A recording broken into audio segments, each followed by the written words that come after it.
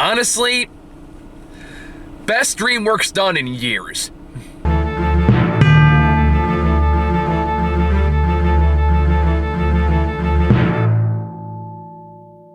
Alright, hey guys, so it is cold as fuck. This is a new car, so I'm still figuring out the angles and the lighting and all that fun stuff. Because you know, we really take production quality seriously whenever we do the in-the-car reviews. But anyway, so just in an effort to catch up, I decided to solo this one because it's on my list for a while, and I actually did want to see it. So what better way to spend my only day off for New Year's Day to go see Puss in Boots. What was it called? The Last Wish. I'm just gonna say Puss in Boots 2 for the sake of simplicity, which is the latest movie from DreamWorks, which is obviously a sequel to the original Puss in Boots spin-off from the Shrek series, and like, you know that's coming back soon. So yeah, it's kind of fucking great. Which I was very surprised to find out, because I've been hearing good things about this. I've been hearing some murmurs and some rumblings and all that stuff saying that it's kind of better than expected, and then I actually saw it and yeah, it's better than expected. Mostly in that, one, the animation is very interesting. It's a kind of an amalgamation of like the more hyper-realistic style that the original Shrek series was going for, mixed with some almost like the deliberately lower framework animation that you saw like Into the Spider-Verse. But they reserved that second half strictly for the action scenes. So it gives the action scenes a very unique kind of vibe and a very unique kind of a feel, and then they add just a bit more personality, exuberance, and depth to the action sequences, and it's really, really fun. It's really, really exciting. So all the action sequences are great. This movie has a lot to juggle because there's a lot of characters, and a lot of characters get these arcs throughout it. And again, despite how much it is juggling, it balances it all out pretty damn well, and that is really helped out by the fact that like Antonio Banderas and Salma Hayek are all giving like, again, everyone's trying really hard for what is essentially a nostalgia movie, because I think the first Puss in Boots came out like, what, 10 years ago? Actually, that's a good question. When did the first Puss in Boots come out? Well, apparently it was an animated series. Yeah, it came out in 2011, so it's been like 12 years since the last Puss in Boots movie. And again, like, everyone's come out here and they're really trying hard to make this special, and honest to God, they gave it way more effort than it deserved, and it paid off. Like, this is really interesting. There's a lot of really creative adventure elements. There's almost kind of a bit of Mad Max Fury Road in there, and it just having a lot of fun. And that's the way to describe the movie. It's a lot of fun. And it's honestly probably the best animated movie I've seen this year. It has by far one of the best villains of the year. And I'll get to that when I get into more into spoilers, so I don't want to give too much away right off the bat. But like, yeah, like one of the villains in particular, there's like 2 or 3 antagonist characters, which is why I'm saying it's kind of balancing a lot, and it shouldn't work, but it does better than it should. It's not perfect. I don't think it quite sticks to landing at the very, very end, but I think for the most part it works. Because there is the character that's simply known as Wolf on the IMDb page. There's Jack Fingelhorn, who's played by John Mulaney, who's having a blast. And then there's Goldilocks and the 3 Bears. Now, that does, like, this is where the lore brain kicks in, and I know it doesn't ultimately matter. It did bug me slightly. It's like, well, hold on. Canonically, Mama Bear is dead in the Shrek universe. But it's just one of those things I'm just choosing to look past. Because, again, the designs are really cool, and they got, like, some really talented actors to play it. They got fucking, God damn it, what's her name to play Goldilocks, and she's good, because she's good in everything she's done, no matter what shitty movie it is. Florence Pugh plays fucking, like, Goldilocks. They got Olivia Colman to play Mama Bear. They got Ray Winston to do Papa Bear. I don't know who Samson Kayo is, but, you know, like, just really talented voice people, actors to play these parts, and again, everyone's having a great time, and they have very clear character arcs. And the way they deliver them in an already packed movie works really well. I feel like Salma Hayek is trying harder than she usually does for this role.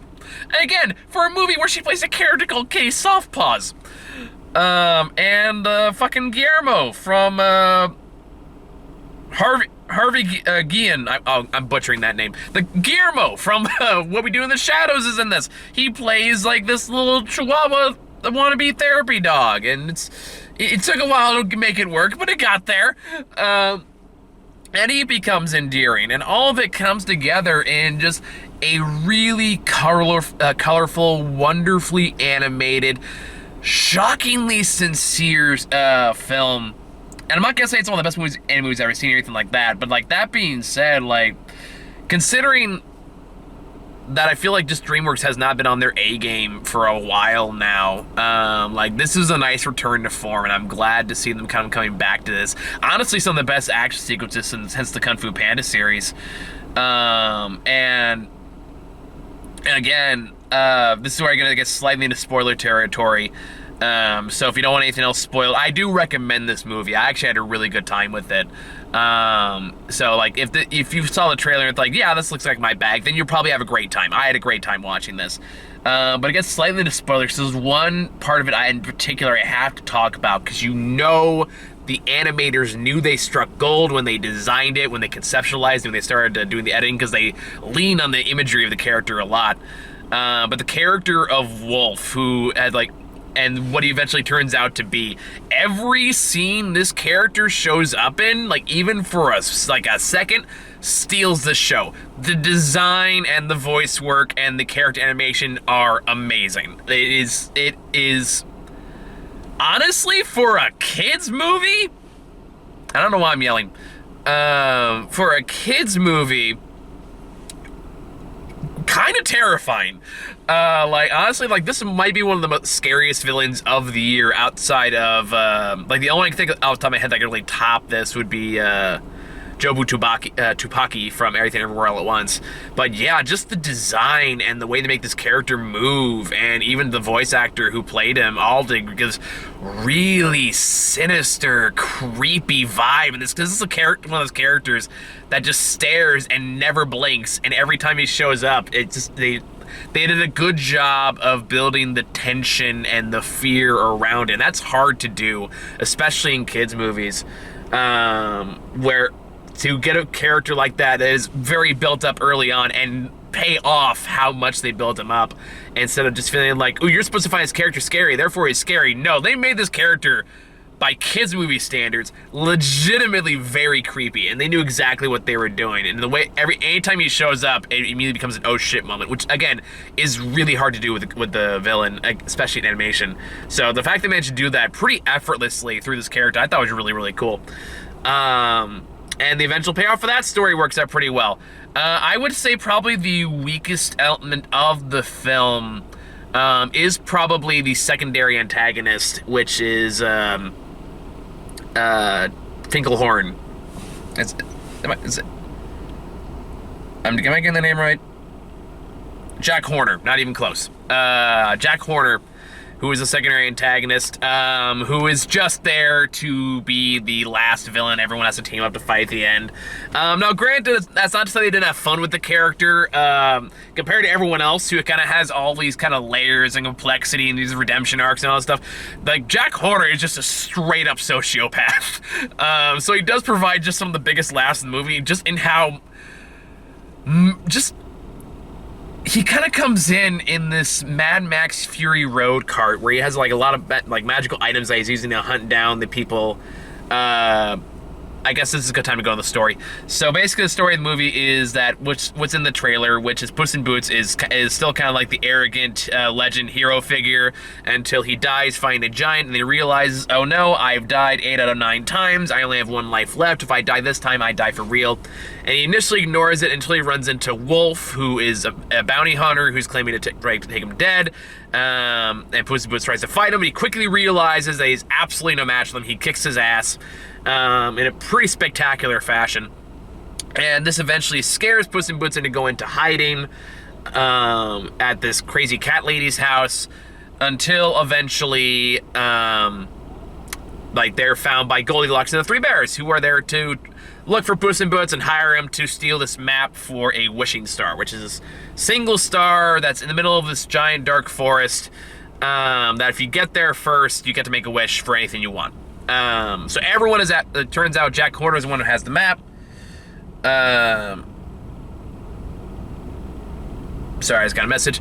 So Jack Horner is this just straight up evil collector of magical items. He gets them from all over the place, who runs his pie factory, and he has the map, and then eventually Puss in Boots tries to go past the bears to steal the map, but he also finds Kitty Softpaws, who I'm assuming was a character in the first movie. I never saw it.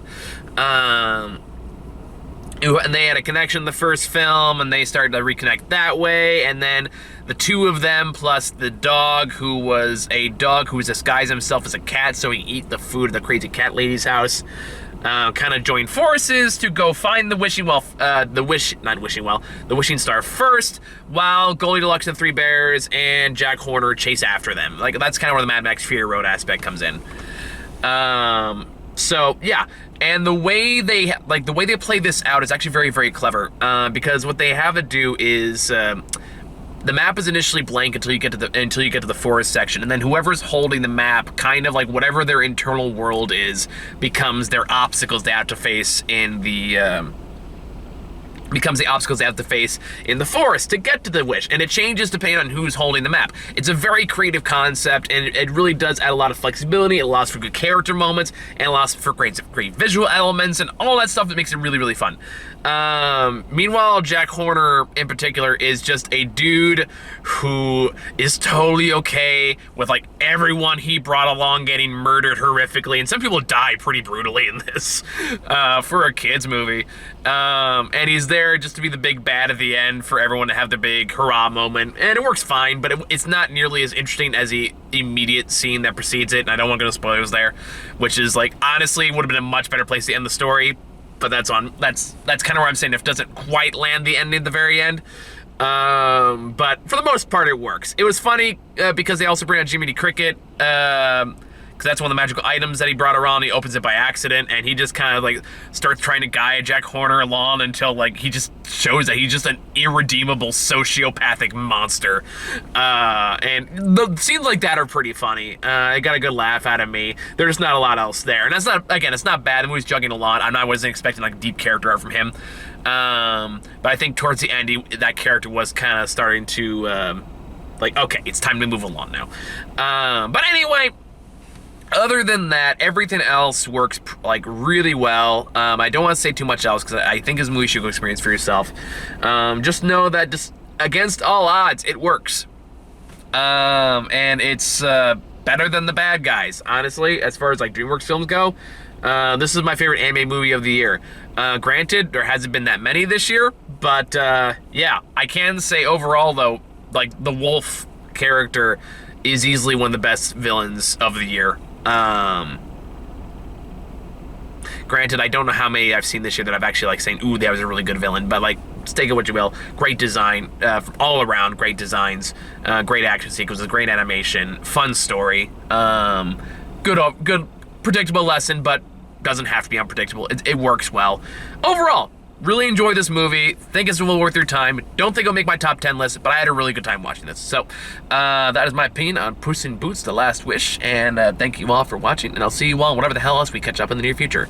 Bye.